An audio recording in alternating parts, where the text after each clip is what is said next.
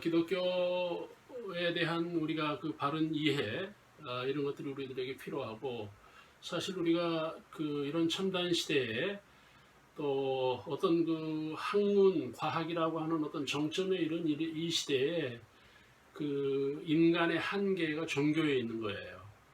종교에 대한 모호성 이런 것들을 우리가 볼 수가 있어요. 근데 오늘 저는 여기서 역사적으로 예수 그리스도를 또는 기독교를 여러분들이 이해해야 되겠다 하는 생각을 갖는 겁니다. 정말 역사적으로 그 어떤 주류 또는 그 바른 역사성을 가지고 있는 종교 이런 것들이 기독교입니다. 기독교를 무슨 개인화하고 또 신앙과 어떤 종교를 넘어서서 그 사회화된 또는 그 도시화되는 다시 말씀을 드리면 어떤 정치나 법이나 이런 사상 이런 지성에 이르기까지 이 기독교에 깊이 뿌리가 박혀 있는 기독교를 근간으로 기독교를 모토로 하고 있다고 하는 사실을 우리가 인정해야 되는 거고요. 또 하나는 우리가 그 예수 그리스도를 종교나 그 신앙을 넘어서서 경제로 볼 수 있는 어떻습니까? 종교를 가지고 경제를 말할 수 있다. 이것도 모호한 거지만 굳이 우리가 21세기 자본주의에서 기독교의 역할이 여기까지 왔다고 하는 이거는 뭐 현실이잖아요. 역사지 않습니까? 우리가 부인할 수 없는 사실이고요. 그래서 우리가 이 경제 천국이나 구원이나 이런 거를 넘어서서 사실적이고 현실적인 그 그리스도의 복음을 이해하자는 거예요. 그 차원에서 중요한 게 경제라는 겁니다. 그렇죠? 이제는 경제적인 교회가 돼야 돼요. 경제적인 신앙이 돼야 된다는 겁니다. 원인이 뭡니까? 지금은 자본주의 시대니까 경제가 안 되면 종교가 안 되는 거예요. 지금 권력자들이나 이런 그 정치 정부에서 그들이 치중하는, 다시 말씀드리면 추구하는 게 뭡니까? 경제예요. 왜? 경제가 안 되면 권력 유지가 안 되는 거예요.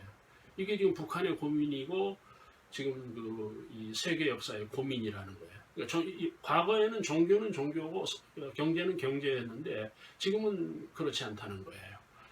정말 경제에 기독교가 어떤 역할을 하느냐, 이것이 우리들의 현실적으로 중요한 문제라고 하는 것입니다. 여러분, 예수님이 이 본문에 보시면은 예수님이 고향 사람이라고 하는 것 때문에 배척을 당합니다. 그러니까 예수를 인간으로 보는 거예요. 사람으로 보는 거예요. 하나님이신 예수, 신이신 예수, 하나님이신 인간, 이게 예수님이잖아요.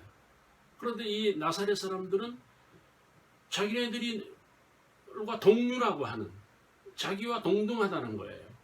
네가 왜 예수냐는 거예요. 네가 왜 하나님이냐는 거예요. 그래서 예수님을 배척한 거예요. 또 하나는 뭡니까?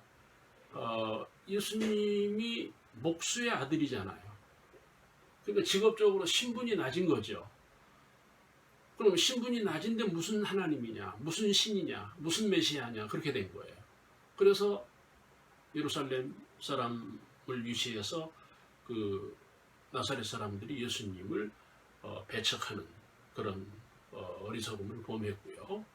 또 하나 이 본문을 잘 보시면은요, 왜 그들이 예수님을 배척했는가 하면은 학문성이 없다는 거예요. 다시 말하면 학벌이 없다는 거예요. 네가 예루살렘을 나온 것도 아니고, 네가 당시 역사에서 선진국에 유학을 간 것도 아니고, 근데 무슨 하나님이냐는 거예요. 지식이 없는데, 공부를 한 게 없는데, 그렇게 본 거예요. 그래서 예수님을 배척한 거예요. 근데 그 배척한 예수 그리스도가 제가 모두에서 여러분들에게 주제했던 내용 가운데 현실성과 사실성, 다시 말하면 경제성으로 보면은 예수가 경제인 거예요. 왜 그렇습니까? 이 예수 그리스도가 유럽으로 넘어오면서, 다시 말하면 로마 역사로 넘어오면서 예수가 문화화된 거예요. 예술화됐다는 거예요. 그 문화와 예술이 오늘의 영국이나 프랑스나 독일이나 다시 말하면 유럽 역사의 경제가 된 거예요. 어디에서 그림이, 어디에서 예술이, 어디에서 학문이 다 유럽이에요. 이거를 모른 거예요. 우리 한국교회도 마찬가지예요. 한국교회도 예수님이 경제인 것을 잘 모르는 거예요. 그렇죠? 여러분, 예수가 천국이냐, 예수가 구원만이냐 아니라는 거예요. 그 천국과 구원을 포함해서 사실적인, 현실적인 은혜가 있다는 겁니다. 그게 뭐라고요? 경제라는 거예요. 여러분, 유럽의 경제가 예술이라는 말씀을 드렸고 유럽의 경제가 전부 문화라는 말씀을 드렸어요. 건축이 돈이 되었고 그림이 돈이 되었고 그들의 글이, 그들의 시가 다 돈인 거예요. 고급 문화가 된 거예요. 예술 문화가 되었다는 거예요. 오늘 정말 21세기는 이런 예술과 문화의 시대인 거예요. 또 코로나 바이러스 이후에 우리들에게 더 중요한 것들이 바로 이런 것들이에요.